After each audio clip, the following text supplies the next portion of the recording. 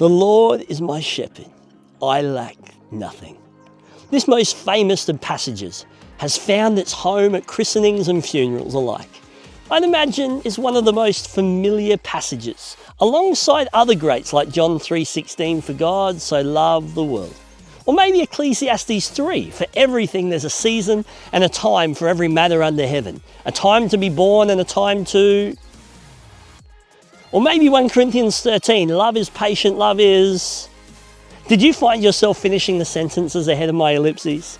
I wanted to point to a popular rabbinic teaching method called a remez, where they would use the beginning of a well-known phrase to call to mind the rest of the story, or deliberately fill a space with something unexpected that contrasts to highlight new depths of meaning, like Luke, I am your sister.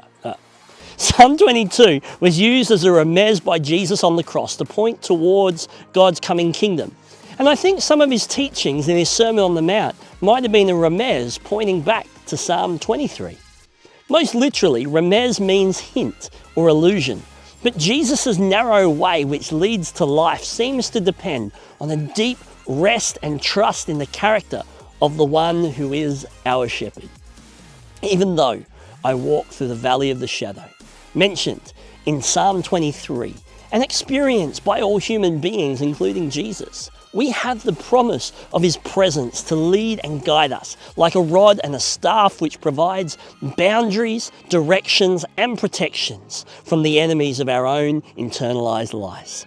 We aren't being pursued by death or darkness, but by goodness and mercy. We aren't surrounded by lack or overcome by wolves, but we have access to more than enough and are led along the right paths, even if they're the long, windy way down.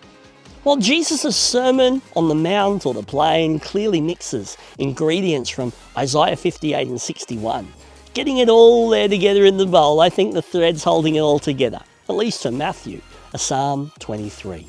The central line of Psalm 23 is the valley of shadow, but the central portion of Matthew 5 to 7 is what we call our Lord's Prayer. I don't think it's any mere accident or coincidence if we find these themes woven throughout Jesus' sermon, or that we find this posture that he gives us for the valleys within this psalm and in our own lives. Have a look for yourself and see if you can't find our good shepherd who art in heaven leading you through that valley of lack to a land without worry.